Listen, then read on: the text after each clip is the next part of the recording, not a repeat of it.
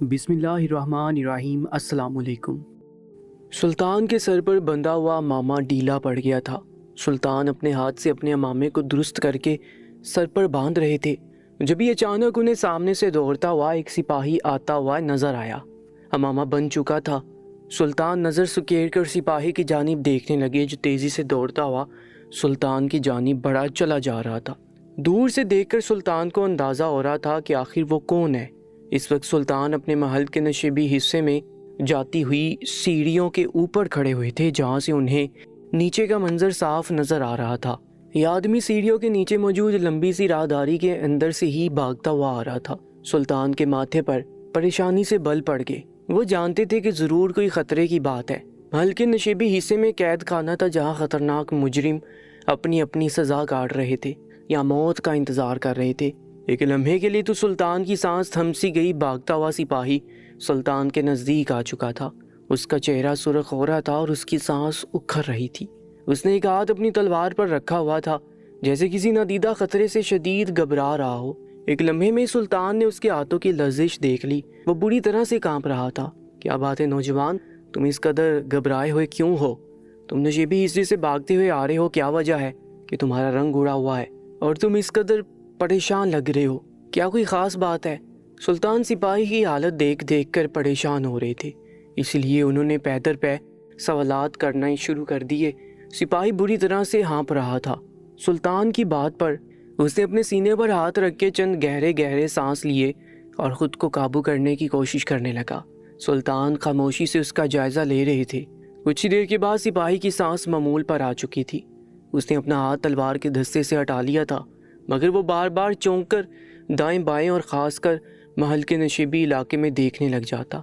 उसकी तरफ जाती हुई सीढ़ियों के आखिरी सिरों पर वो और सुल्तान उस वक्त खड़े हुए थे। सुल्तान उसकी हरकत को भांप रहे थे। सुल्तान ने फिर से उसे मुखातिब किया और अपना सवाल दोहराया कि वो आखिर इतना परेशान और बुखलाया हुआ क्यों है। अब की बार सिपाही जवाब देने पर आमादा नज़र आ रहा था। उसने थूक निकला और कहने लगा, मेरे सुल्तान, बात ही परेशानी की है, इसीलिए तो मेरा रंग उड़ा हुआ है। महल में किसी की जान महफूज नहीं है। सिपाही की बात पर सुल्तान बुरी तरह से चौंक उठे। महल में इस वक्त उनके घर वाले भी मौजूद थे, बल्कि कई सिपाही और कनीज़े उस वक्त महल में सोने की तैयारी कर रहे थे, क्योंकि चारों जानिब रात की तारीकी फैल रही थी। सिर्फ महल के चंद हिस्सों में मशलें रोशन थी, जिनसे वो हिस्से वाज़े थे। सुल्तान ने बेख्तियार अपनी चारों जानिब एक तायराना नज़र डाली, मगर उन्हें किसी किस्म के ख़तरे का अंदाज़ा न हुआ। क्या कह रहे हो नौजवान? किसकी जान को ख़तरा है और तुम ऐसा क्यों कह रहे हो? जो भी वजह है मुझे बताओ। सुल्तान के लहजे में परेशानी महसूस करके वो सिपाही चुकन्ना हो गया था। उसने जल्दी से सुल्तान को जवाब देना शुरू किया। सुल्तान, आप जानते हैं कि महल के नशेबी हिस्से में एक बड़ा सा कैद खाना है, जहाँ पर ख़तरनाक मुजरिम कैद हैं। आपके हुक्म पर मुझ समेत कई सिपाही हर वक्त उस कैद खाने में मौजूद मुजरिमों की निगरानी करते हैं। एक पल के लिए भी नहीं चौंकते कि ये तमाम मुजरिम ही बेहद ख़तरनाक हैं। मगर आज हम सबकी आंखों के सामने न जाने किस तरह एक अंदोहनाक हादसा हो गया है। मुझे इस हादसे की इतला देते हुए शदीद शर्म आ रही है, मगर न जाने हमसे कहाँ कोताही हुई कि आज मैं इस हादसे की इतला देने के लिए आपके सामने मौजूद हूँ। सिपाही की आवाज़ में शर्मिंदगी उतर आई। सुल्तान को शदीद बेताबी हो रही थी और जल्द अज जल्द जानना चाह रहे थे कि आखिर कैद खाने में ऐसा क्या हुआ था जिसकी वजह से ये सिपाही इस कदर पशेमान था और परेशान भी। क्या हुआ है? कैद खाने में कैसी कोताही हुई है तुम लोगों से? जल्दी बताओ, सुल्तान ने गजदार आवाज़ में पुकारा। सिपाही घबरा गया और यकलख्त बौखलाहट में उसके मुंह से निकल गया, हुजूर, कैद खाने के दरोगा को किसी ने कत्ल कर दिया है। सुल्तान का दिल धक से रह गया। उनके माथे पर पसीना फूट पड़ा। कैद खाने में दरोगा का कत्ल हुआ था, इसका मतलब था कि महल महफूज नहीं रहा।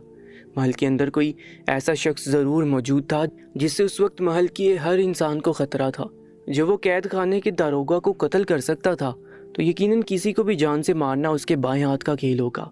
सुल्तान ने बेख्तियार ही जेब से रुमाल निकाल कर अपनी पेशानी पर आया हुआ पसीना साफ किया। यकलख्त ही उनके दिल की धड़कन तेज़ हो गई थी। वो बुरी तरह से परेशान हो गए थे। बात आम तो हरगिज़ ना थी। सिपाहियों ने अपने साथ नीचे जाने का इशारा कर रहा था। सुल्तान लपक कर उसके साथ नशेबी सीढ़ियाँ उतरते चले गए। कुछ ही देर के बाद वो महल के निचले हिस्से में मौजूद थे, जहाँ दाएं हाथ पर बड़ा सा कैद खाना बना हुआ था।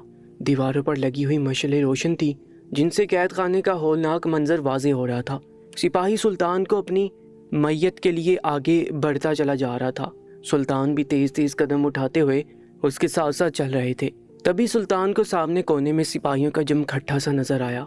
سلطان بے اختیار تیز تیز قدموں سے اس جمگٹھے کی جانب بڑھے۔ سپاہیوں نے سلطان کو آتا ہوا دیکھ لیا تھا۔ فوراً سپاہی ایک طرف ہو کر انہیں راستہ دینے لگے۔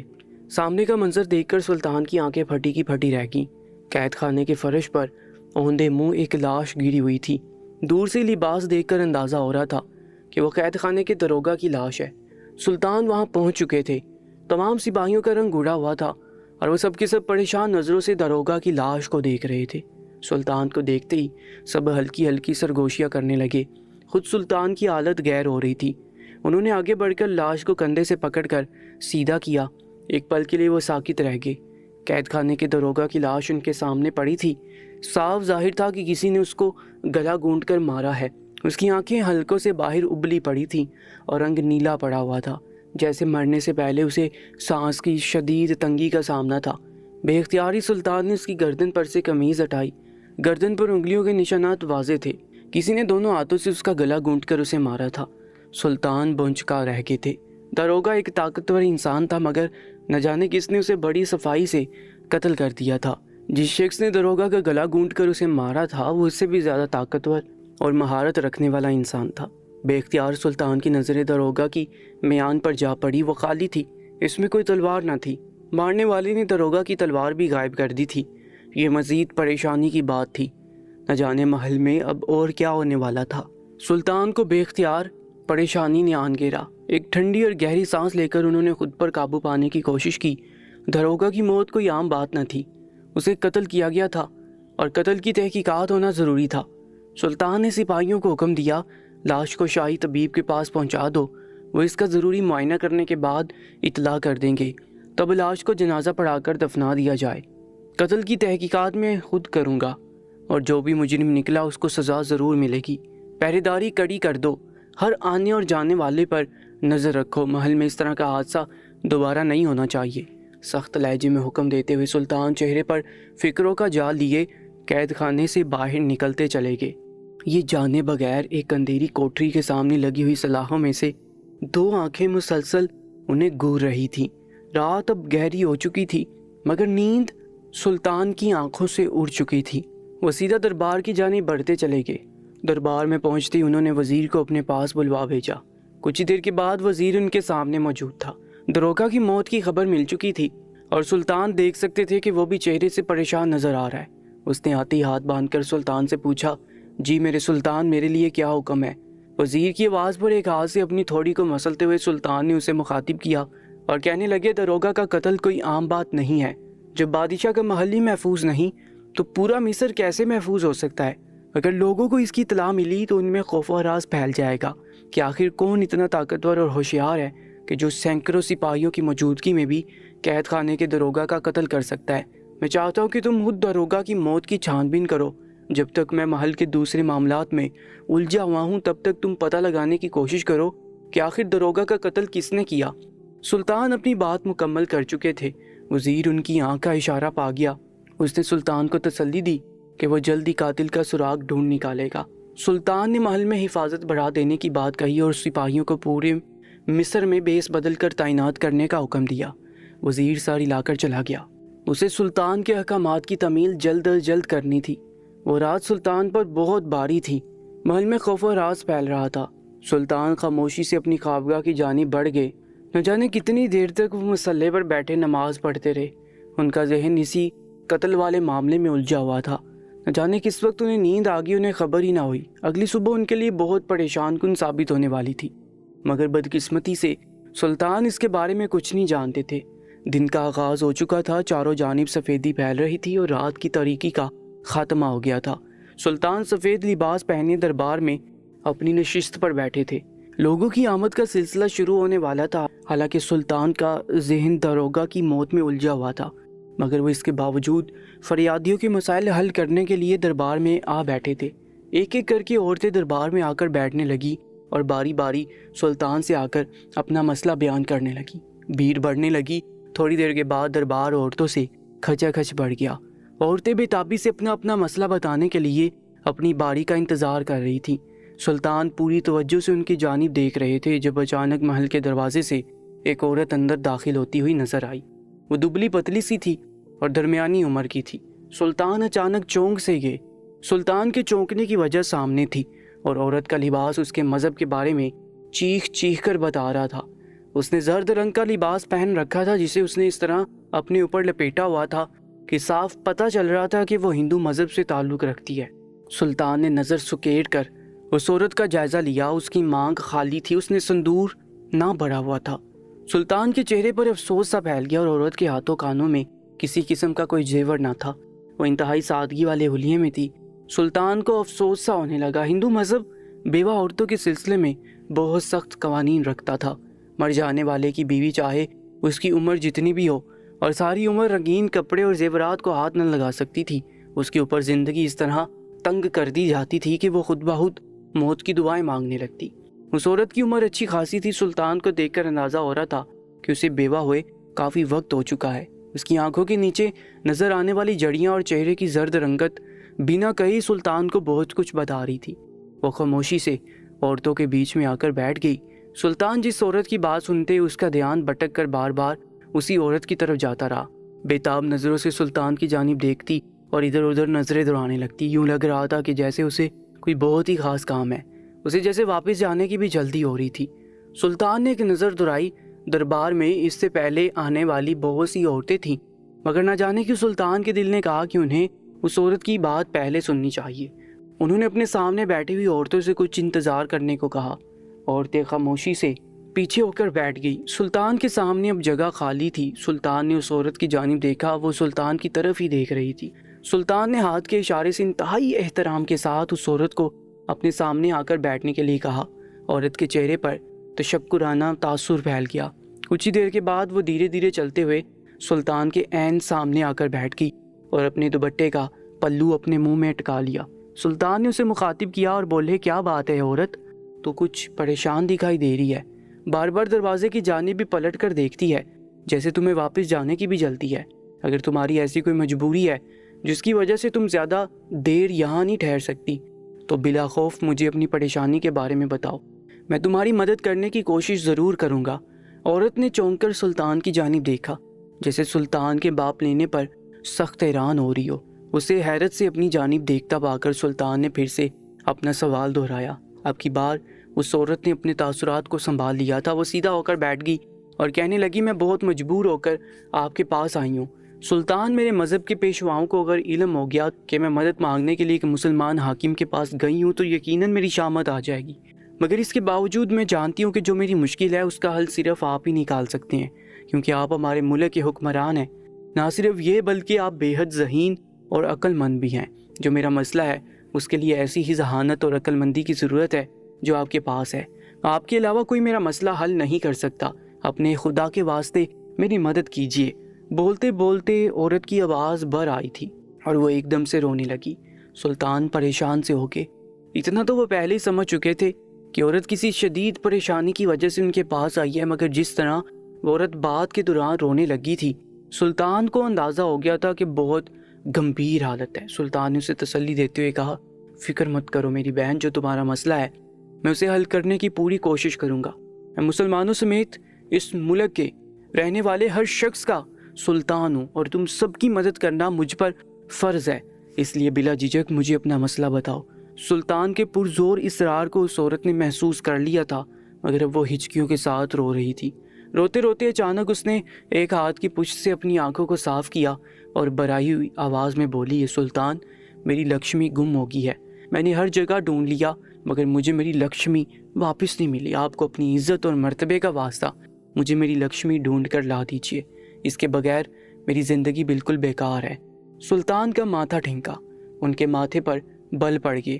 ایک لمحے کے اندر ہی پریشانی کی ایک تیز لہر ان کے اندر پھیل گئی۔ شاید لکشمی اس عورت کی بیٹی تھی جو گم ہو گئی تھی۔ سلطان جانتے تھے کہ بیڑیوں سے بڑے اس معاشرے میں ایک لڑکی کا گم ہو جانا ایک ماں کے لیے کس قدر تکلیف دہ ثابت ہو سکتا ہے۔ سلطان نے عورت کے سر پر ہاتھ رکھتے ہوئے اسے تسلی دی اور بولے، فکر مت کرو میری بہن، میں تمہاری بیٹی کو ڈھونڈنے کی پوری کوشش کروں گا۔ مجھے یہ بتاؤ کہ آخری دفعہ تمہاری بیٹی لکشمی کہاں گئی تھی، یا وہ گھر میں سے کہیں کھو گئی تھی؟ اس کی عمر کیا تھی؟ سلطان نے پے در پے اس عورت سے کئی سوالات کر ڈالے، مگر وہ عورت تو پھٹی پھٹی نظروں سے سلطان کو دیکھے جا رہی تھی۔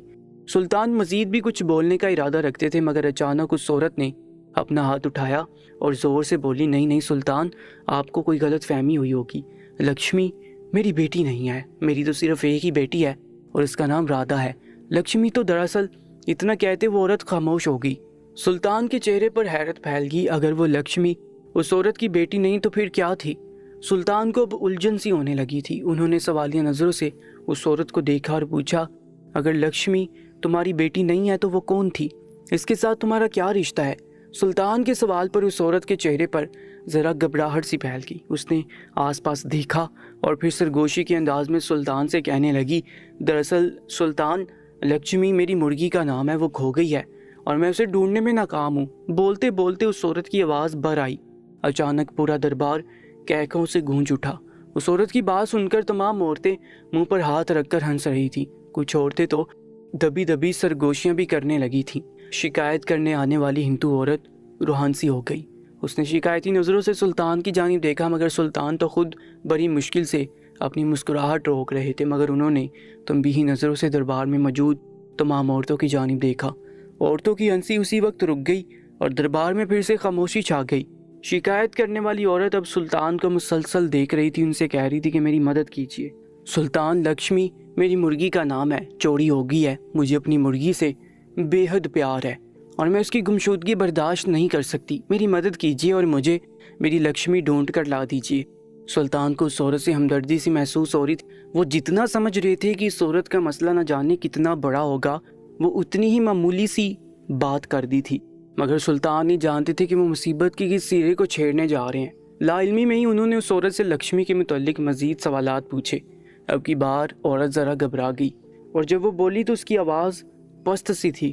دراصل سلطان، کل رات میرے گھر میں چوری ہوئی ہے، 2 ڈاکو میرے گھر میں داخل ہو گئے تھے، انہوں نے اندھیرے میں حملہ کیا، مگر میری آنکھ کھل گئی، میں نے شور مچا دیا جس کی وجہ سے وہ کچھ نہ چرا سکے، مگر بھاگتے بھاگتے وہ میری لکشمی کو اٹھا کر لے گئے جو میری سب سے قیمتی متاع ہے۔ عورت مزید بولے جا رہی تھی، مگر سلطان کو اندازہ ہو گیا تھا کہ وہ عورت اپنی کھوئی ہوئی مرغی کو لے کر پریشان ہے، شاید وہ اس مرغی کے انڈے بیچ کر گزارا کیا کرتی تھی، یا پھر ویسی اس عورت کو اپنی پالتو مرغی سے بے حد پیار تھا۔ سلطان نے تسلی دینے والے انداز میں اسے مخاطب کیا اور بولے، فکر مت کرو، میں تمہارا سلطان ہوں، میں تمہارے نقصان کی بھرپائی ضرور کروں گا۔ ڈاکو تمہارے گھر سے صرف مرغی چرا کر لے گئے، میں اپنی پوری کوشش کروں گا کہ جلد میں ڈاکوؤں کے اس گروہ تک پہنچ جاؤں جو رات کے اندھیرے میں لوگوں کے گھروں پر حملہ کرتا ہے، مگر عین ممکن ہے کہ وہ اب تک اس مرغی کو ذبح کر کے کھا چکے ہوں، اس لیے میں تمہیں اس مرغی کی قیمت ادا کر دیتا ہوں۔ سلطان کی بات مکمل ہوتے ہی اس عورت نے یکدم اپنا ہاتھ اٹھایا اور بولی، نہیں سلطان، مجھے ٹالنے کی کوشش مت کیجیے، مجھے میری مرغی ہر حال میں واپس چاہیے، مجھے اس کی قیمت سے کوئی سروکار نہیں ہے، مجھے آپ کی مدد چاہیے، مجھے ان ڈاکوؤں کے قبضے سے میری لکشمی چھڑا کر دے دیجیے۔ عورت نے ایک ہی رٹ پکڑ لی تھی۔ سلطان کو ذرا الجھن سی ہونے لگی۔ دربار میں بیٹھی ہوئی ساری عورتیں اب بیزار نظروں سے اس عورت کی جانب دیکھ رہی تھیں جو ایک چھوٹی سی مرغی کے لیے سب کا وقت ضائع کر رہی تھی۔ دھیرے دھیرے عورتیں اب اس عورت کو ٹوکے دینا شروع ہو گئی تھی کہ وہ جلد اپنی بات پوری کرے اور سلطان کے پاس سے اٹھ جائے۔ سلطان نے محسوس کر لیا تھا کہ دربار میں عورتیں بے چین ہو رہی ہیں، اس لیے انہوں نے اس عورت کو تسلی دی کہ وہ جلد اس کی لکشمی تلاش کر کے اس تک پہنچا دیں گے۔ عورت امید بھری نظروں سے سلطان کو دیکھے جا رہی تھی۔ یقین نہ تھا، مگر پھر بھی اس نے سلطان کی بات پر اعتبار کر لیا اور خاموشی سے دربار سے چلی گئی۔ سلطان بھی دوسری عورتوں کی جانب متوجہ ہو گئے۔ انہوں نے ایک بیکار مسئلے میں کافی وقت لگا دیا تھا، مگر وہ یہ نہیں جانتے تھے کہ یہ بیکار مسئلہ ان کے آنے والے دن برباد کرنے والا ہے۔ دربار کا وقت ختم ہونے تک سلطان فریادیوں کے مسائل سنتے رہے۔ وہ دن سلطان کا بہت مصروف گزرا۔ داروغہ کے ایک قتل والا معاملہ اپنی جگہ تھا جس کے بارے میں ابھی تک سلطان کو کوئی خاص اطلاع نہ ملی تھی۔ انہوں نے وزیر سے کہہ کر ایک قابل اعتبار سپاہی کو بلوا بھیجا تھا جو دکھنے میں تنومند اور چاقو چوبند تھا۔ سلطان کو اس کے چہرے پر ایک خاص قسم کا تاثر نظر آیا تھا۔ سلطان نے اسے قید خانے کا نیا داروغہ مقرر کر دیا۔ وہ بے حد خوش تھا اور سلطان کا شکریہ ادا کرتے ہوئے چلا گیا۔ دن اسی طرح کے کاموں میں گزر گیا اور رات آ پہنچی۔ سلطان عشاء کی نماز ادا کر کے اپنے جائے نماز پر بیٹھے تسبیح کے دانے گراتے ہوئے اذکار کر رہے تھے جب اچانک زوردار طریقے سے خانقاہ کا دروازہ بج اٹھا۔ سلطان چونک اٹھے۔ محل میں سب جانتے تھے کہ رات کی عبادت کے دوران سلطان کو کسی کا دخل انداز ہونا پسند نہیں۔ ایسے میں صرف وہی افراد ہی خوابگاہ پر دستک دیا کرتے تھے جنہیں سلطان سے انتہائی اشد کام ہوتا تھا، یہاں تک کہ سلطان کی زوجہ بھی شدید ضرورت کے بغیر سلطان کی خوابگاہ کا دروازہ بجایا کرتی تھی۔ تو پھر یہ اس وقت کون تھا؟ سلطان کے ذہن میں یہی سوچ جاگ اٹھی۔ تسبیح ہاتھ میں پکڑے انہوں نے اٹھ کر خوابگاہ کا دروازہ کھولا۔ سامنے وزیر پریشان صورت لیے کھڑا تھا۔ اسے دیکھ کر سلطان چونک اٹھا۔ وہ کہہ رہا تھا، دخل اندازی کے لیے معذرت چاہتا ہوں سلطان، مگر میں سخت مجبور ہو کر آپ کا دروازہ بجانے کے لیے آیا ہوں۔ آپ کو میرے ساتھ نیچے دربار میں آنا پڑے گا۔ سلطان وزیر کے انداز پر حیران تھے، مگر انہوں نے کوئی سوال جواب کرنا مناسب نہ سمجھا اور چپ چاپ وزیر کے ساتھ ساتھ دربار کی جانب بڑھنے لگے۔ کچھ ہی دیر کے بعد سلطان دربار میں داخل ہو رہے تھے۔ جو ہی انہوں نے قدم اندر رکھا بری طرح سے چونک اٹھے۔ مشعل کی روشنی میں دربار کے اندر کا منظر نیم روشن تھا۔ سامنے وہ عورت کھڑی تھی جو آج دن میں لکشمی کی گمشدگی کی شکایت لے کر آئی تھی۔ سلطان کے ماتھے پر بل پڑ گئے۔ وہ عورت رات کے اس پہر محل کے اندر کیا کر رہی تھی؟ سلطان کی سوچ شاید وزیر نے پڑھ لی تھی۔ اس نے سلطان کی جانب جھک کر ہلکی سی سرگوشی کی اور کہنے لگا، اے سلطان، یہ عورت ذہنی مریضہ معلوم ہوتی ہے۔ آدھی رات کو آ کر محل کے باہر چیخو پکار کر رہی تھی کہ اس کی سلطان سے ملاقات کروائی جائے۔ جب میں آپ کو بلانے جا رہا تھا تو یہ بار بار میری منتیں کر رہی تھی کہ ایک بار سلطان کو بلا دیں تاکہ میں ان سے لکشمی کی تلاش کے متعلق پوچھ سکوں۔ کیا پتہ میری لکشمی انہوں نے ڈھونڈ نکالی ہو۔ وزیر کی بات سن کر سلطان نے ایک ٹھنڈی سانس لی۔ عورت کے چہرے پر پریشانی نظر آ رہی تھی۔ سلطان خود پر قابو پاتے ہوئے آگے بڑھے تو وہ عورت لپک کر ان کے سامنے آ گئی اور پوچھنے لگی، اے سلطان، کیا میری لکشمی مل گئی؟ صبح سے لے کر اب تک یقیناً آپ نے اسے ڈھونڈ نکالا ہوگا۔ سلطان کو عورت کی بات پر غصہ تو آیا، مگر انہوں نے یہ سوچ کر خود پر ضبط کر لیا کہ یقیناً عورت پریشان ہے اور پریشانی کے عالم میں وہ ان سے مدد مانگ رہی ہے۔ سلطان نے اس عورت کو تسلی دی کہ وہ جلد ہی اس کی کھوئی ہوئی لکشمی کو ڈھونڈ نکالیں گے۔ تب تک اس عورت کو سکون سے اپنے گھر میں رہنا چاہیے، اور سر ہلاتے ہوئے پلٹ گئی۔ تھوڑی دیر کے بعد وہ محل سے جا چکی تھی۔ سلطان بھی تسبیح ہاتھ میں پکڑے ہوئے واپس اپنی خوابگاہ کی جانب چلے گئے۔ باقی کی رات انہوں نے سوئی جاگی کسی کیفیت میں کاٹ دی۔ اگلی صبح مردوں کے دربار کا مخصوص دن تھا۔ مردوں کی فریاد سننے کے لیے سلطان صبح دربار میں چلے جایا کرتے تھے، کیونکہ اس کے بعد مردوں نے کام کاج کو بھی جانا ہوتا تھا۔ اس روز بھی سلطان فجر کی نماز پڑھتے دربار میں جا پہنچے۔ دربار کے دروازے پر آہٹ سی ہوئی تو سلطان اس جانب متوجہ ہو گئے۔ شاید پہلا فریادی اندر داخل ہو رہا تھا۔ اچانک سلطان بری طرح سے چونک اٹھے۔ دروازے سے ہی عورت اندر داخل ہو رہی تھی جو کل رات سلطان کے پاس آئی تھی۔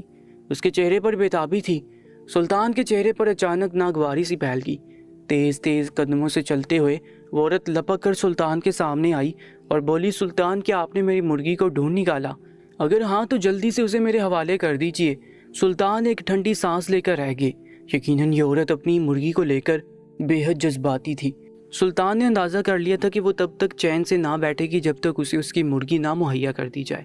شاید وہ غریب تھی، اسی لیے اسے اپنی مرغی واپس ہر صورت میں چاہیے تھی۔ سلطان نے اسے کوئی جواب نہ دیا اور وزیر کو اشارہ کیا۔ وزیر ان کا مخصوص اشارہ سمجھ گیا۔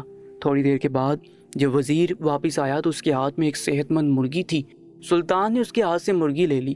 عورت سوالیہ نظروں سے سلطان کو دیکھے جا رہی تھی۔ سلطان نے مرغی عورت کی جانب بڑھائی اور بولے، تمہاری مرغی ڈھونڈنے میں شاید مجھے وقت لگ جائے، مگر میں چاہتا ہوں کہ تب تک تم اس مرغی کو اپنے پاس ہر جانے کے طور پر رکھ لو۔ یہ صحت مند ہے، انڈے دیتی ہے۔ مرغی کا سامنے آنا تھا کہ اچانک وہ عورت اچھل کر دور جا کھڑی ہوئی۔ وہ دونوں ہاتھ اٹھائے مسلسل نفی میں سر ہلا رہی تھی۔ نہیں نہیں میرے سلطان، مجھے یہ مرغی ہرگز نہیں چاہیے، مجھے تو بس لکشمی چاہیے۔ یہ مرغی ناکارہ ہے، یہ میرے کسی کام کی نہیں۔ وہ بار بار یہی الفاظ دہرائے جا رہی تھی۔ سلطان کا خون کھول اٹھا، مگر انہوں نے سوچا کہ شاید اس عورت کو یہ مرغی پسند نہیں۔ انہوں نے عورت سے کچھ گھنٹوں کے بعد محل واپس لوٹنے کو کہا۔ انہوں نے عورت کو یقین دلایا کہ جب وہ واپس آئے گی تو اسے اس کی لکشمی ضرور مل جائے گی، اور خوشی خوشی چلی گئی۔ سلطان اپنا سر پکڑ کر رہ گئے، مگر انہوں نے خود پر ضبط کیا اور وزیر کو بلا کر انہیں ایک مخصوص حکم دینے کا کہا۔ وزیر سر ہلا کر پلٹ گیا۔ چند گھنٹے کب گزرے پتہ ہی نہ چلا۔ کچھ دیر کے بعد وہ عورت پھر سے سلطان کے عین سامنے آ موجود ہوئی۔ سلطان، کیا میری لکشمی مل گئی؟ اس کے لبوں پر اس بار بھی وہی سوال تھا۔ سلطان نے ایک ٹھنڈی سانس بھری۔ اس عورت کو برداشت کرنا ان کی مجبوری بن گیا تھا۔ انہوں نے وزیر کو اشارہ کیا۔ وہ دربار سے باہر چلا گیا۔ یوں سمجھو کہ تمہاری لکشمی مل گئی۔ سلطان نے نرم انداز میں اس عورت کو مخاطب کیا۔ تبھی وزیر اندر داخل ہوا۔ اس کے ساتھ ایک اور سپاہی بھی تھا۔ ان دونوں نے ایک بڑے سے کپڑے کو ایک گٹھری کی صورت میں اٹھا رکھا تھا۔ سلطان کے سامنے آتے ہی وزیر نے وہ گٹھری فرش پر رکھ دی۔ گٹھری کا کپڑا بکھر گیا اور اندر سے ایک جال باہر نکل آیا۔ جال میں کئی رنگ و نسل کی مرغیاں تھیں۔ جال میں ہونے کے سبب وہ بھاگ نہ پا رہی تھی۔ سب کی سب صحت مند اور اعلیٰ نسل کی تھی۔ سلطان نے وزیر کو حکم دیا کہ وہ پورے مصر سے ہر رنگ اور ہر نسل کی صحت مند مرغی کو اکٹھا کر کے لے آئے، تاکہ ان مرغیوں میں سے جو مرغی اس عورت کو پسند ہو وہ ہر جانے کی صورت میں اپنے پاس رکھ لے۔ عورت نے مرغیوں کو دیکھا تو اچانک اس کا چہرہ سرخ ہو گیا۔ وہ غصے سے اول فول بکنے لگی۔ بار بار دونوں ہاتھ اٹھا کر منفی میں سر ہلا رہی تھی۔ اس کا مطالبہ بس یہی تھا کہ جلد از جلد ان ڈاکوؤں کو پکڑ کر ان کے پاس سے اس کی لکشمی کو بازیاب کیا جائے اور لکشمی اس کے حوالے کی جائے۔ وہ اتنی اعلیٰ مرغیوں میں سے کوئی بھی مرغی رکھنے پر تیار نہ تھی۔ سلطان کو غصہ تو آیا مگر جلدی ان کا غصہ ٹھنڈا ہو گیا۔ انہیں ایک عجیب سا احساس ہوا۔ عورت مسلسل ڈاکو اور لکشمی کی بات کیوں کر رہی تھی؟ سلطان کو اندازہ ہوا کہ انہوں نے اس عورت کی بات توجہ سے سننی چاہیے۔ انہوں نے وزیر کو اشارہ کیا کہ مرغیوں کو واپس لے جائے اور اس عورت کو مخاطب کر کے بولے، میں سمجھ چکا ہوں کہ تمہیں دنیا کی کوئی مرغی نہیں چاہیے، بلکہ تمہیں صرف ان 2 ڈاکوؤں سے اپنی لکشمی واپس چاہیے۔ اگر ایسا ہے تو تم مجھے ان دونوں ڈاکوؤں کا حلیہ بتاؤ، وہ کیسے دکھتے تھے اور ان کے قد کاٹ کیا تھے، تاکہ میں اپنے سپاہیوں کو دونوں ڈاکوؤں کو پکڑنے پر مامور کر دوں۔ سلطان سوال کر کے عورت کا چہرہ دیکھ رہے تھے۔ اچانک انہیں ایسا لگا کہ عورت کے چہرے کا رنگ اڑ گیا۔ وہ ایک دم گھبرا سی گئی۔ اس کے ماتھے پر پسینہ پھوٹ پڑا تھا۔ سلطان چونک سے گئے۔ ڈاکوؤں کے ذکر پر اس عورت کو آخر کیا ہو گیا تھا؟ وہ آئیں بائیں شائیں کرنے لگی۔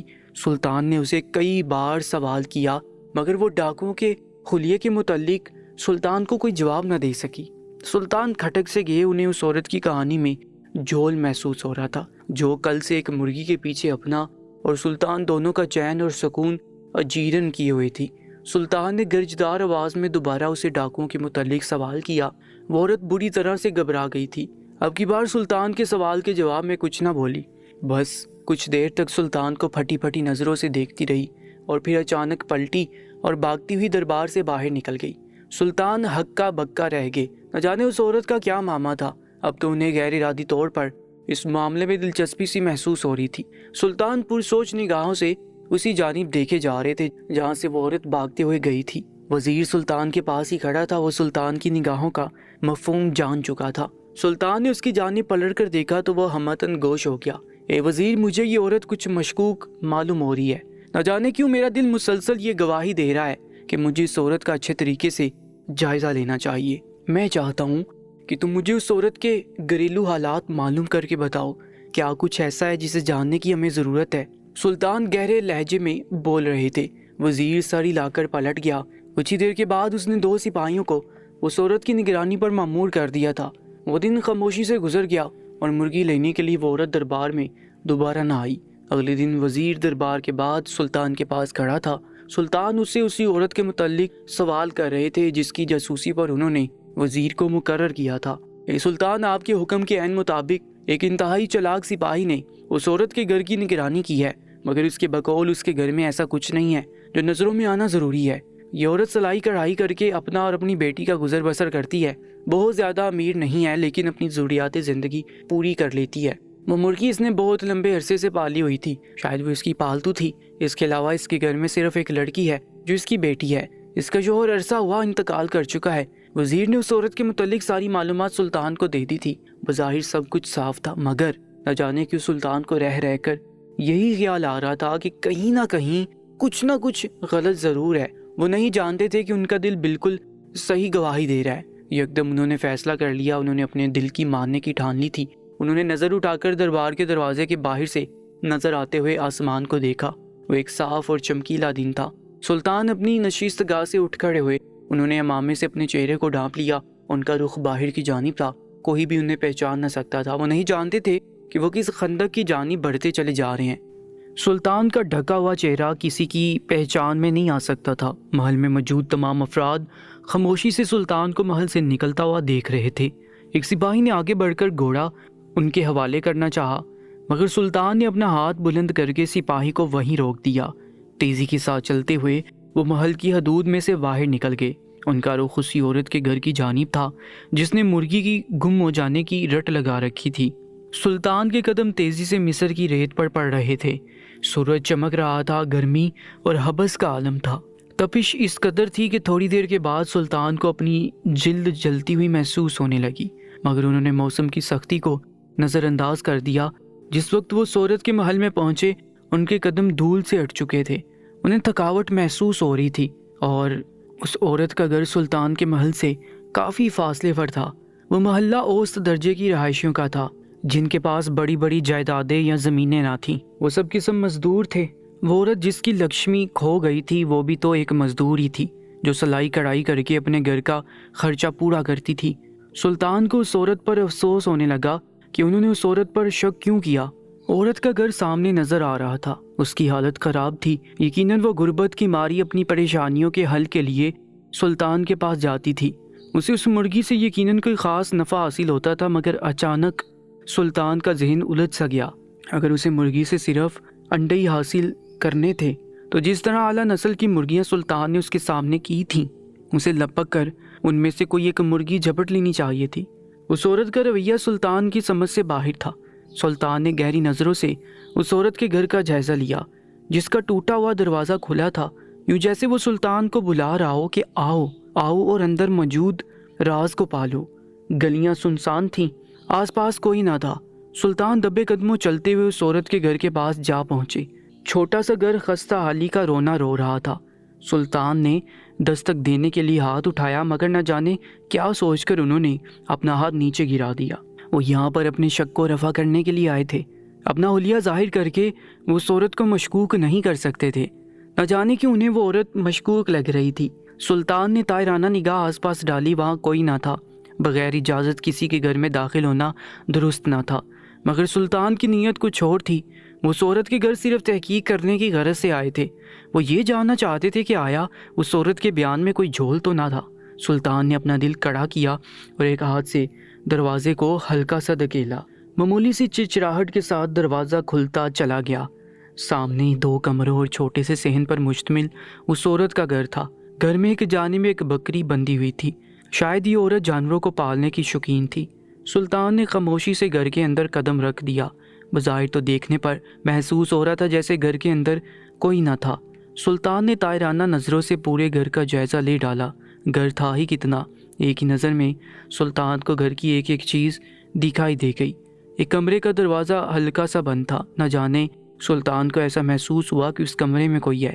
سلطان بغیر راہٹ پیدا کیے ذرا سا اندر داخل ہوئے۔ کچن خالی تھا۔ غسل خانے اور سامنے بنی ہوئی جگہ میں بھی کوئی نہ تھا۔ سلطان ابھی دبے قدموں تھوڑا سا اور چلے ہی تھے کہ اچانک وہ بری طرح سے چونک اٹھے۔ ان کے کانوں میں سسکی کی آواز پڑی۔ سسکی کی آواز کسی لڑکی کی تھی۔ سلطان گھبرا کر پلٹے اور آس پاس دیکھنے لگے۔ وہاں کوئی نہ تھا۔ سسکی کی آواز اس کمرے سے آ رہی تھی جس کا دروازہ ذرا سا بند تھا۔ سلطان شش و پنج میں پڑ گئے۔ انہیں آگے بڑھ کر دیکھنا چاہیے یا نہیں؟ ان کے ذہن میں ابھی یہی سوال چل رہے تھے کہ اچانک سسکیوں کی آواز میں شدت آ گئی۔ اندر کمرے میں جو کوئی بھی تھی اب وہ پھوٹ پھوٹ کر رو رہی تھی۔ سلطان کو شدید پریشانی نے آ گھیرا۔ لڑکی کے رونے میں اس قدر درد تھا کہ سلطان کو اپنا دل کٹتا ہوا محسوس ہو رہا تھا۔ وہ یہ بھول گئے کہ اس وقت وہ کسی کے گھر میں بغیر اجازت داخل ہوئے ہیں۔ انہوں نے اپنے چہرے پر نقاب باندھ رکھا تھا اور اس وقت وہ بدلے ہوئے بیس میں ہیں۔ نہ جانے کون سی طاقت نے ان کے قدموں کو آگے بڑھا دیا اور انہوں نے لپک کر کمرے کا بھیڑا ہوا دروازہ کھول دیا۔ چھوٹا سا کمرہ تھا جس کے ایک کونے میں لگ کر ایک لڑکی بیٹھی تھی۔ اس نے گھٹنوں میں اپنا سر دیا ہوا تھا۔ چھوٹا سا کمرہ تھا اور دیوار کے ساتھ ٹیک لگائے بری طرح سے رو رہی تھی۔ اس کے کھلے بال اس کی پشت پر بکھرے ہوئے تھے۔ اس کی رونے کی آواز میں لمحہ بلمحہ شدت آ رہی تھی۔ دیکھے بغیر ہی سلطان کو اندازہ ہو گیا تھا کہ وہ لڑکی بے حد حسین ہے۔ سلطان نے جان لیا تھا کہ اس کی عمر تقریباً 17-18 سال کی تھی۔ سلطان شدید پریشانی کا شکار ہو گئے۔ پہلے وہ عورت جو ایک مرغی کی خاطر روزانہ سلطان کے دربار میں جا پہنچتی تھی، جس کی فرمائش اس قدر عجیب تھی کہ خود سلطان کو چل کر اس کا جائزہ لینے کے لیے یہاں آنا پڑا تھا۔ اور اب گھر کے اندر ایک لڑکی جو اس طرح سے رو رہی تھی کہ نہ جانے اس کے ساتھ کیا ہو گیا ہے۔ سلطان اسی شش و پنج میں تھے کہ اس لڑکی کو مخاطب کریں یا نہ، کہ اچانک جیسے اس لڑکی نے محسوس کر لیا کہ کمرے میں کوئی داخل ہوا ہے۔ اس نے اچانک سر اٹھا کر سامنے دیکھا، وہ بلا کی حسین تھی۔ آنسوؤں نے اس کے چہرے پر نقش و نگار بنائے تھے، اس کا پورا چہرہ آنسوؤں سے بھیگا ہوا تھا۔ سلطان کو دیکھتی اس کی بڑی بڑی آنکھیں بے یقینی میں پھیل گئی۔ سلطان گھبرا سے گئے، وہ اس چیز کی توقع ہی نہیں کر رہے تھے۔ ابھی وہ سوچ ہی رہے تھے کہ اب کیا کریں کہ اچانک لڑکی کے منہ سے ایک چیخ برآمد ہوئی۔ ایک کے بعد دوسری اور دوسری کے بعد تیسری لڑکی نے زور زور سے چیخنا چلانا شروع کر دیا۔ سلطان کے چہرے کو دیکھتے ہوئے لڑکی بے حد خوفزدہ ہو رہی تھی، اس کا رنگ زرد پڑ رہا تھا۔ دونوں ہاتھوں سے خود کو چھپاتے ہوئے وہ مسلسل سلطان کو دیکھ کر چیخ چلا رہی تھی۔ سلطان بری طرح سے گھبرا گئے۔ انہوں نے اپنے ہاتھ اٹھا کر اس لڑکی کو سمجھانا چاہا کہ وہ اسے نقصان پہنچانے کے لیے گھر میں نہیں آئے، مگر لڑکی کے چیخنے چلانے میں مزید شدت پیدا ہو گئی تھی۔ اچانک ہی وہ اپنی جگہ سے اٹھ کھڑی ہوئی۔ ایک لمحے کے لیے اس نے چیخنا بند کیا، لیکن اگلی پل سلطان کے سر پر گویا آسمان ٹوٹ پڑا۔ لڑکی نے اپنا سر دونوں ہاتھوں سے پکڑ کر زور سے دیوار پر دے مارا تھا۔ غنیمت تھا کہ اس کا سر پھٹا نہیں، بلکہ سلطان ہکا بکا رہ گئے۔ سلطان کو دیکھ کر وہ مسلسل چیخ چلا رہی تھی اور خود کو نقصان پہنچانے کی کوشش کر رہی تھی۔ سلطان سمجھ گئے کہ یقیناً یہ اس وجہ سے ہے کہ وہ ایک اجنبی کو اپنے کمرے میں برداشت نہیں کر پا رہی۔ سلطان نے بے اختیار زور سے چلا کر کہا، رک جاؤ، اپنے آپ کو نقصان مت دو۔ میں یہاں پر تمہیں نہیں بتا سکتا کہ میں کون ہوں، لیکن میرا یقین کرو، میں تمہیں کوئی نقصان نہیں پہنچاؤں گا، تمہیں مجھ سے کوئی خطرہ نہیں ہے۔ سلطان گھبرا کر بولے چلے جا رہے تھے۔ لڑکی ایک لمحے کے لیے چپ ہوئی۔ اس نے مڑ کر سلطان کو دیکھا، اس کی آنکھوں میں خوف ہی خوف تھا اور چہرے پر بے یقینی پھیلی تھی۔ سلطان پھٹی آنکھوں سے اس لڑکی کو تکے جا رہے تھے۔ انہیں محسوس ہوا کہ شاید لڑکی پر ان کی بات کا اثر ہوا ہے۔ سلطان مطمئن ہو گئے، مگر اگلی پل لڑکی نے پھر سے اپنا سر زور سے دیوار پر دے مارا اور وہ اپنے ناخنوں سے دیوار پر کھرونچے ڈال رہی تھی اور مسلسل چیخ چلا رہی تھی۔ سلطان بری طرح سے گھبرا گئے۔ انہیں یقین تھا کہ اگر یہ اسی طرح چیخ چلاتی رہی تو یقیناً باہر سے کوئی آ جائے گا اور وہ یہی سمجھے گا کہ سلطان نے اس لڑکی کے ساتھ کچھ غلط کرنے کی کوشش کی ہے۔ وہ لمحہ فیصلے کا تھا۔ لڑکی شدید ذہنی پریشانی کا شکار لگ رہی تھی، مگر سلطان آگے بڑھ کر اس کی پریشانی دور نہیں کر سکتے تھے۔ وہ سلطان تھے، مگر اس وقت انہوں نے اپنا چہرہ چھپا رکھا تھا۔ سلطان نے آؤ دیکھا نہ تاؤ اور اپنا قدم کمرے کی چوکھٹ سے باہر رکھ دیا۔ اگلی پل وہ تیزی سے عورت کے گھر سے باہر نکل آئے۔ گلیوں میں ابھی تک سناٹا تھا، شاید کوئی بھی لڑکی کی چیخیں سن کر اس جانب متوجہ نہ ہوا تھا۔ سلطان کا سانس بری طرح پھولا ہوا تھا۔ وہ تیزی سے ایک جانب کو بھاگ کر چلے جا رہے تھے۔ وہ جلد از جلد اس عورت کے گھر سے دور چلے جانا چاہتے تھے تاکہ ان کے اوپر کوئی غلط الزام نہ لگے۔ اس غریب سے محلے کی گلیاں سنسان تھیں۔ بھاگتے بھاگتے سلطان کافی دور نکل آئے تھے۔ عورت کا گھر تو کہیں پیچھے رہ گیا تھا۔ کڑکتی دھوپ تھی۔ سلطان بے اختیار ایک جگہ پر رک گئے۔ وہ ہانپ رہے تھے، ان کی سانس پھول چکی تھی، انہیں پانی کی طلب محسوس ہو رہی تھی۔ انہوں نے آس پاس دیکھا، وہاں کوئی نہ تھا۔ گرمیوں کی دوپہریں ایسے ہی سنسان ہوا کرتی ہیں۔ سلطان وہیں ایک گھر کے باہر رکھے ہوئے بڑے سے پتھر کے اوپر بیٹھ گئے اور اپنی سانس درست کر رہے تھے۔ کچھ دیر تک لمبی لمبی سانسیں لے کر انہوں نے اپنی حالت بحال کرنے کی کوشش کی۔ وہ کافی حد تک بہتر محسوس کر رہے تھے۔ ان کا ذہن ابھی تک عورت والے معاملے میں الجھا ہوا تھا۔ وہ پہلے سے کہیں زیادہ بگڑ چکا تھا۔ وہ عورت کے گھر اس کے راز کو پا لینے کے لیے آئے تھے، مگر ہم مزید الجھ کر واپس جا رہے تھے۔ ابھی وہ یہی سوچ رہے تھے کہ اچانک وہ بری طرح سے چونک اٹھے۔ وہ جس گھر کے دروازے کے اوپر موجود پتھر پر بیٹھے تھے، اس گھر کے اندر سے ایک چیخ برآمد ہوئی تھی۔ چیخ نسوانی تھی۔ کچھ دیر کے بعد اس چیخ کے ساتھ ایک ننھے سے بچے کی آواز آنے لگی۔ کچھ دیر کے بعد یوں محسوس ہوا گویا گھر کے اندر کہرام مچ گیا ہو۔ عورت اونچا اونچا بولتے ہوئے سب کو کچھ بتانے کی کوشش کر رہی تھی۔ گھر کے اندر سے مردوں کے بولنے کی بھی آوازیں آ رہی تھیں۔ سلطان ہکا بکا رہ گئے۔ وہ اپنی جگہ سے اٹھ کھڑے ہوئے تھے۔ اچانک یہ گھر کے اندر کیا ہو گیا تھا؟ آج نہ جانے کیا کیا دیکھنا سلطان کے نصیب میں تھا۔ وہ بحیرت بھری نگاہوں سے اس گھر کی جانب دیکھے جا رہے تھے کہ اچانک گھر کا دروازہ اندر کی جانب کھلا۔ دروازہ کھلتی اندر سے پریشان صورت والے دو مرد باہر نکلے۔ باہر نکلتی انہوں نے سلطان کو دیکھا تو بری طرح سے چونک اٹھے۔ ایک شخص آندھی طوفان کی طرح آگے بڑھا اور اس نے سلطان کے دونوں ہاتھ پکڑ پکڑ کر دیکھنا شروع کر دیے۔ سلطان حیران و پریشان کھڑے یہ سارا معاملہ دیکھ رہے تھے۔ وہ شخص جو سلطان کی تلاشی لے رہا تھا اچانک بپھڑ گیا، بولنے لگا، کون ہو تم؟ یہاں ہمارے گھر کے دروازے پر بیٹھے کیا کر رہے ہو؟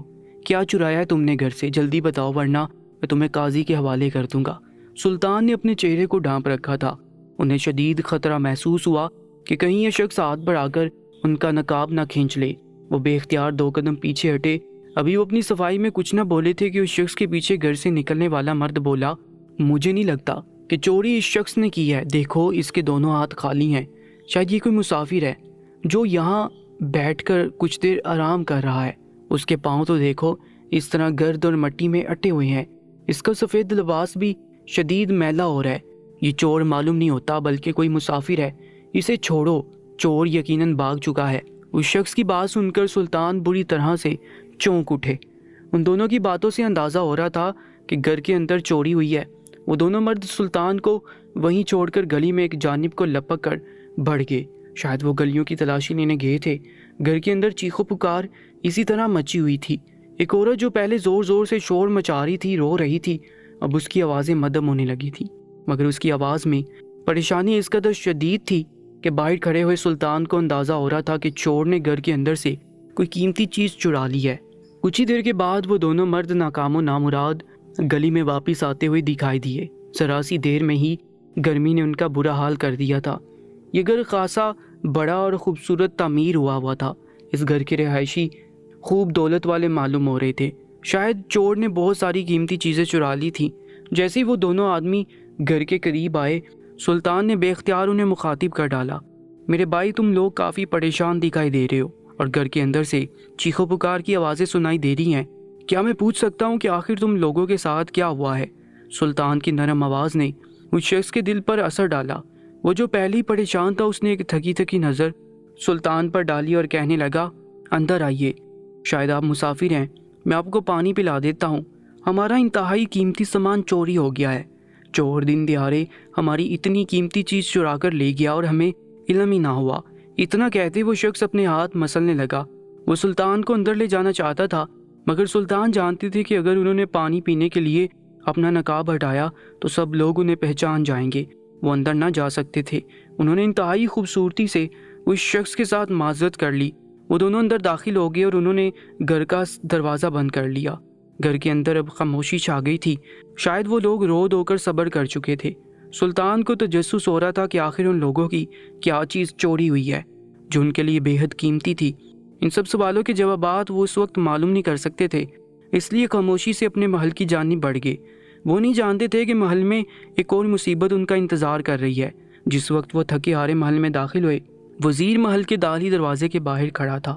اس کے چہرے پر ایسے تاثرات تھے جیسے وہ جلد از جلد سلطان کو ایک خاص بات بتا دینا چاہتا ہو۔ سلطان چونک اٹھے۔ جیسے وہ وزیر کے قریب آئے، وزیر نے جھک کر انہیں سلام کیا اور اپنا چہرہ ان کے کان میں قریب کر کے بولا، حضور وہی عورت آئی ہے اور آپ سے ملے بغیر واپس جانے کے لیے تیار نہیں۔ حالانکہ میں نے اسے بہت کہا ہے کہ آپ کو واپسی میں دیر ہو سکتی ہے، مگر وہ ڈیرا ڈال کر بیٹھی ہے اور کسی صورت بھی آپ سے ملے بغیر واپس نہیں جائے گی۔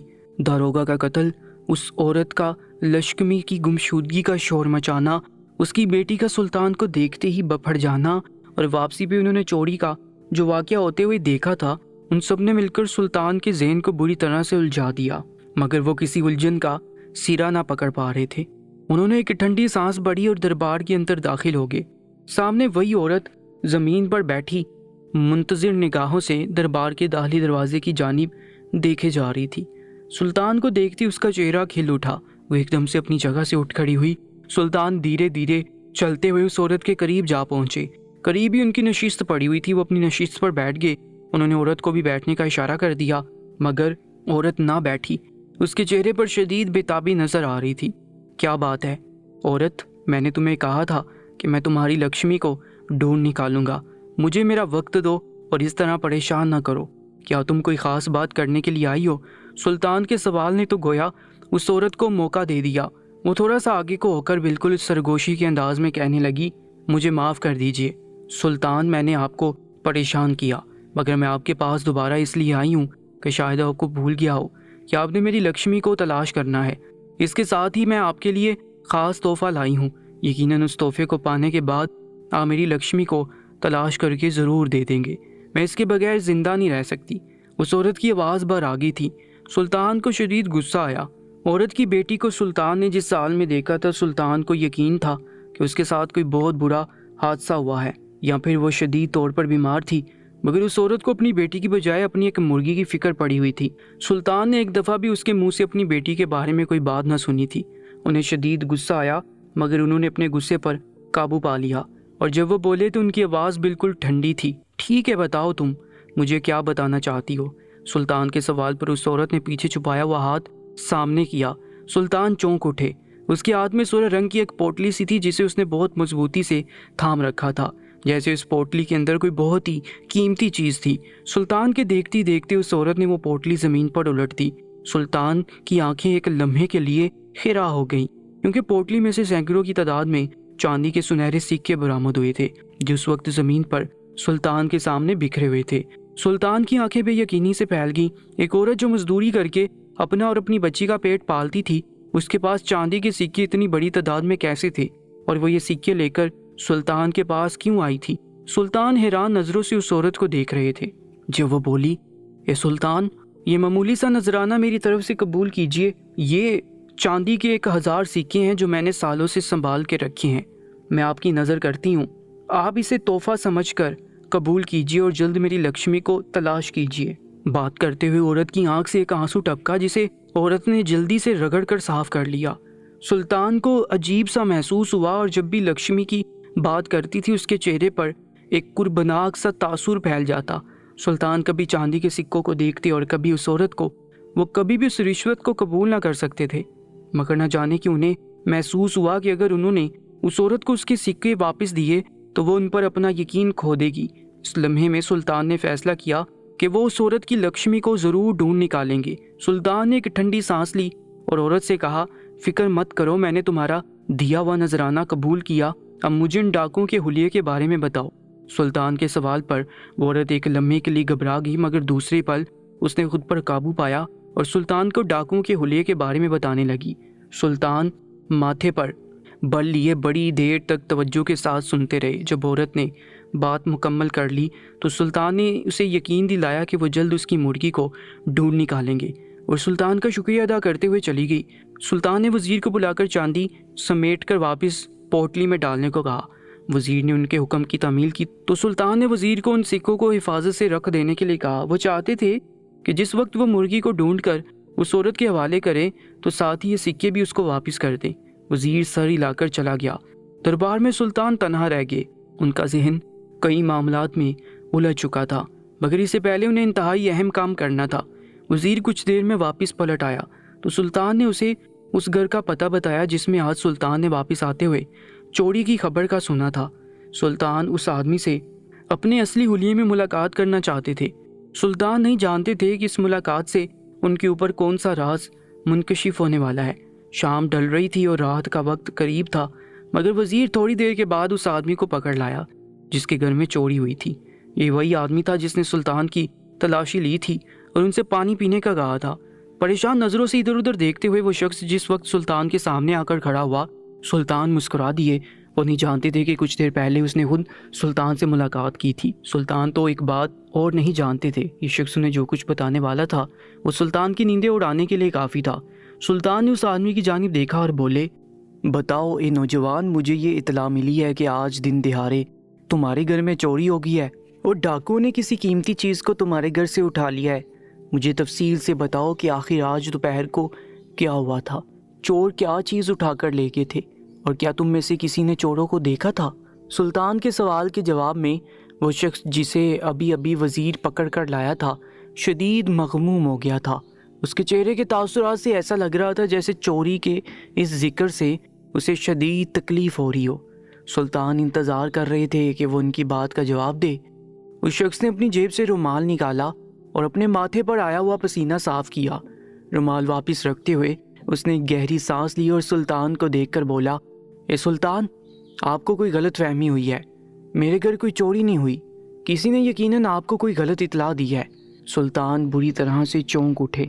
وہ شخص ٹھنڈے اور مضبوط لہجے میں بول رہا تھا کہ اس کے گھر چوری نہیں ہوئی، حالانکہ سلطان خود گواہ تھے کہ آج دوپہر کو اس کے گھر میں خوب کہرام مچ گیا تھا کہ ایک شخص کوئی قیمتی چیز لے کر گھر سے چلا گیا ہے۔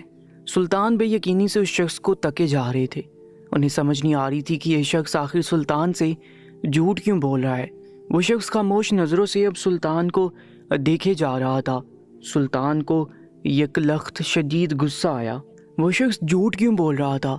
سلطان نے اپنے غصے پر قابو پاتے ہوئے گرجدار آواز میں اسے مخاطب کیا، جھوٹ بولنے کی ضرورت نہیں ہے، میں خود اس واقعے کا چشم دیدہ گواہ ہوں۔ تمہیں یہ پوچھنے کی ضرورت نہیں کہ مجھے کس نے اس بات کی اطلاع دی یا مجھے کس طرح پتہ چلا، مگر یہ حقیقت ہے کہ آج دن میں تمہارے گھر چوری ہوئی ہے۔ اب تم مجھے بتاؤ کہ ڈاکو نے تمہارے گھر سے کیا چرایا ہے، اور اگر تم نے کچھ چھپانے کی کوشش کی تو میں یہی خیال کروں گا کہ تم ڈاکوؤں کے ساتھی ہو اور ان کو بچانے کی کوشش کر رہے ہو، لہٰذا میں تمہیں پکڑ کر جیل خانے میں ڈال دوں گا۔ سلطان کی آواز میں اس قدر غصہ تھا کہ وہ شخص گڑبڑا کر رہ گیا۔ وہ کچھ بولنے کی کوشش کرتا لیکن اس کے لب کپ کپا کر رہ جاتے۔ وہ پھر خاموش ہو جاتا۔ بڑی دیر تک وہ گویا اپنے آپ سے جنگ کرتا رہا۔ آخر کار اس نے ایک ٹھنڈی سانس لی اور بولا، جی ہاں، یہ سلطان، آپ نے بالکل صحیح سنا ہے، آج دوپہر واقعی میں میرے گھر میں چوری ہوئی ہے، مگر میں کس منہ سے آپ کو بتاؤں کہ چور میرے گھر سے کیا چرا کر لے گئے ہیں؟ جس کو بھی بتاؤں گا وہ کبھی یقین نہیں کرے گا کہ دن دہاڑے کئی لوگوں کی موجودگی میں ڈکیت کس طرح ہمارے گھر میں آ گھسے اور چرا کر لے کر گئے بھی تو کیا، بس ایک معمولی سی چیز۔ اس آدمی کی آواز میں بہت مایوسی تھی۔ سلطان چونک اٹھے۔ اتنے عالی شان گھر میں چوری کرنے کے لیے ڈکیت آئے تو ایک معمولی سی چیز چرا کر کیوں لے کر گئے، اور چرایا بھی تو آخر کیا؟ یہ سوال سلطان کے ذہن میں جاگ رہا تھا۔ شاید اس شخص نے سلطان کے چہرے کے زاویوں سے پہچان لیا تھا کہ وہ اس کی بات سے مطمئن نہیں ہو رہے، اس لیے اس نے تھوڑی دیر توقف کے بعد پھر سے سلطان کو کہا، جی ہاں، یہ سلطان ایک بے حد معمولی چیز چرا کر لے کر گئے ہیں وہ ڈکیت، ایک پرانا سا کمبل، جیسے چھوٹے نومولود بچوں کے کمبل ہوتے ہیں، مگر بدقسمتی سے وہ معمولی کمبل صرف لوگوں کے لیے معمولی تھا۔ میرے اور میری بیوی کے لیے اس کمبل سے بڑھ کر قیمتی کوئی چیز نہیں۔ ہم دونوں اولاد سے محروم ہیں۔ اللہ نے آج سے کئی برس پہلے ہمیں ایک پیاری سی بیٹی عطا کی تھی، جس کی پیدائش سے ہم دونوں بے حد خوش تھے۔ ہمیں لگتا تھا گویا زندگی جنت بن گئی ہے، مگر نہ جانے قسمت کو کیا منظور تھا۔ چند دن بیمار رہ کر ہماری وہ بیٹی پیدائش کے کچھ عرصے بعد ہی چل بسی۔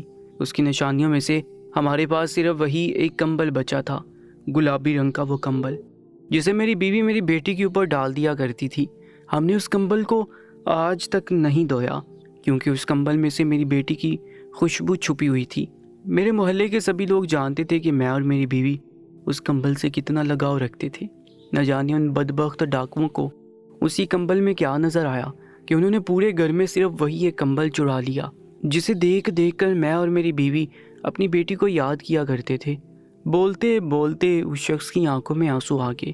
سلطان کا دل کٹ کر رہ گیا، مگر ان کے سامنے ایک بہت بڑا سوال منہ پھاڑے کھڑا تھا۔ اپنی جان پر کھیل کر ڈکیتی کرنے والے ڈاکوؤں کو چھوٹے سے کمبل میں کیا دلچسپی تھی؟ یقیناً اس سب کے پیچھے بھی کوئی بہت بڑا راز تھا۔ یکدم سلطان کے سر میں درد کی ایک شدید لہر اٹھی۔ ایک کے بعد ایک کر کے معاملات الجھتے چلے جا رہے تھے۔ ایک ہاتھ سے اپنے سر کو دباتے ہوئے سلطان اسی بارے میں سوچ رہے تھے کہ اچانک انہوں نے چونک کر سر اٹھایا۔ اس آدمی سے ڈاکوؤں کے حلیے کے متعلق پوچھنا تو بھول ہی گئے تھے۔ میرے بھائی، مجھے افسوس ہے کہ اللہ نے تمہاری گود بڑھ کر تمہاری بیٹی واپس لے لی، مگر اللہ کی مصلحتیں ہم میں سے کوئی نہیں جان سکتا۔ تم اپنا دل بڑا کرو، مگر سوچ کر مجھے یہ بتاؤ کہ کیا گھر میں ان ڈاکوؤں کو کسی نے دیکھا تھا، اور اگر ہاں تو ان کا حلیہ کیسا تھا؟ سلطان کی بات پر اس شخص نے اپنی آنکھوں میں آئے ہوئے آنسوؤں کو صاف کیا۔ کچھ دیر وہ خود پر قابو پانے کی کوشش کرتا رہا اور پھر بولا، جی ہاں سلطان، ڈاکوؤں سے میری مڈبیر ہوئی تھی۔ دراصل ہوا یوں تھا کہ میں اور میری بیوی شدید گرمی کی وجہ سے کمرے کے اندر آرام کر رہے تھے۔ میرا چھوٹا بھائی والدہ کے ساتھ ان کے کمرے میں آرام کر رہا تھا۔ گھر بڑا ہے اور اس میں کئی کمرے بنے ہوئے ہیں، نہ جانے کس وقت وہ بدبخت ڈاکو گھر کے اندر کود کر اندر داخل ہو گیا اور کمبل ہمارے کمرے میں رکھا ہوتا تھا۔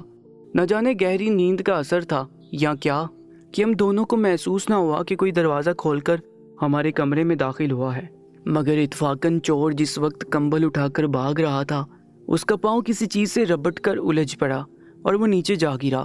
اسی شور سے میری آنکھ کھل گئی۔ میں لپک کر باہر نکلا تو چور اس وقت دیوار پھلانگنے کی کوشش کر رہا تھا۔ میں نے اس کے ہاتھ میں گلابی کمبل دیکھ لیا تھا۔ میں نے اسے دیکھتے ہی شور مچا دیا۔ تبھی اس نے پلٹ کر مجھے دیکھا اور میں نے اس کا چہرہ دیکھ لیا، مگر اگلی پل وہ دیوار سے کود کر گلی میں بھاگ گیا تھا۔ نہ جانے کتنی دیر میں ساکت و جامد اپنی جگہ پر کھڑا رہا، مجھ میں ہلنے کی بھی سکت باقی نہ رہی تھی۔ میں اسی لمحے میں گم ہو گیا تھا جب میری بیٹی کا انتقال ہوا تھا۔ آج اس کی آخری یاد بھی ہم نے کھو دی تھی۔ مجھے ہوش تب آیا جب اندر سے میری بیوی باہر نکل کر آئی اور اس نے شور مچانا شروع کیا۔ میں گویا اپنے ہاتھوں میں پلٹ آیا۔ تبھی میں اور میرا چھوٹا بھائی بھاگ کر گھر سے باہر نکلے، مگر وہاں چور کا نام و نشان بھی نہ تھا۔ بس ایک مسافر تھا جسے اس ڈاکو کے بارے میں کوئی علم نہ تھا۔ وہ آدمی اپنی بات مکمل کر چکا تھا۔ سلطان کے ذہن میں کوئی سوال سر اٹھا رہے تھے۔ انہوں نے اس شخص کو مخاطب کیا اور بولے، ٹھیک ہے، تم نے جو کچھ بتایا میں نے دھیان سے سنا۔ اب مجھے اچھی طرح یاد کر کے بتاؤ کہ وہ ڈاکو جو دیوار پھلانگ رہا تھا اس کا حلیہ کیسا تھا؟ سلطان کے سوال پر وہ آدمی سوچ میں پڑ گیا۔ کچھ دیر وہ سر کھجاتے ہوئے سوچتا رہا اور پھر اس نے سلطان کو اس ڈاکو کا حلیہ بتانا شروع کیا۔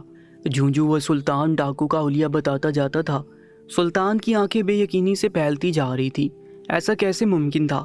ایسا اتفاق تو سمجھ سے بالا تر تھا، مگر کیا یہ واقعی اتفاق تھا یا پھر وہی بات تھی جو سلطان سوچ رہے تھے؟ آدمی اپنی بات مکمل کر چکا تھا۔ اچانک ہی اسے یاد آیا تو اس نے اپنے سر پر ہاتھ مارتے ہوئے کہا، اے سلطان، آخری بات تو میں بتانا بھول ہی گیا۔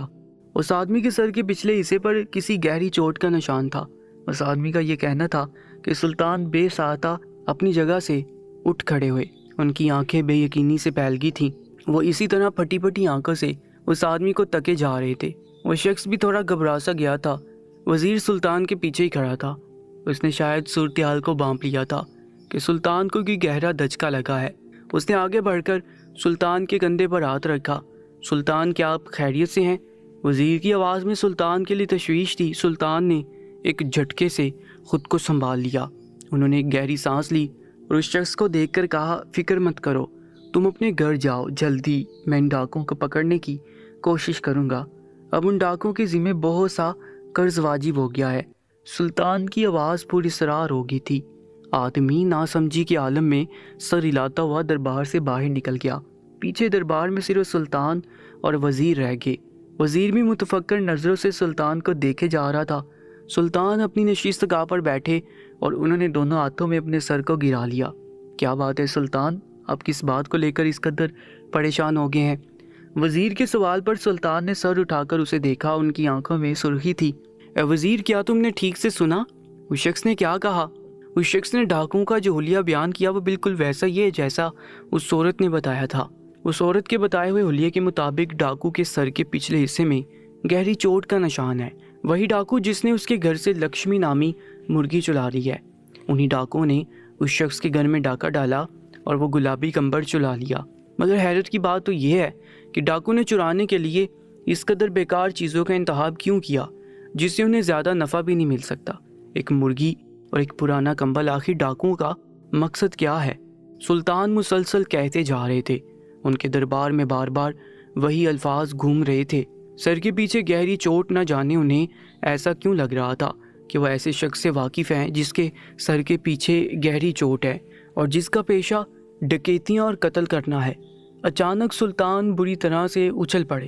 انہوں نے بے یقین نظروں سے وزیر کو دیکھا۔ وزیر انہیں دیکھ رہا تھا۔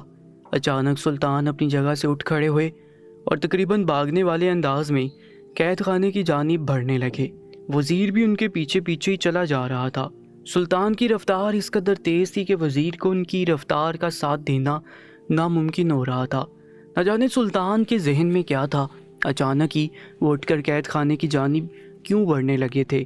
تیز تیز قدموں سے سلطان نے وہ سیڑھیاں عبور کی جو طے خانے کی جانب جاتی تھیں۔ نیچے راہداری تھی جس کے دونوں طرف میں چھوٹی چھوٹی کوٹریاں بنی ہوئی تھیں جہاں پر خطرناک مجرم قید تھے۔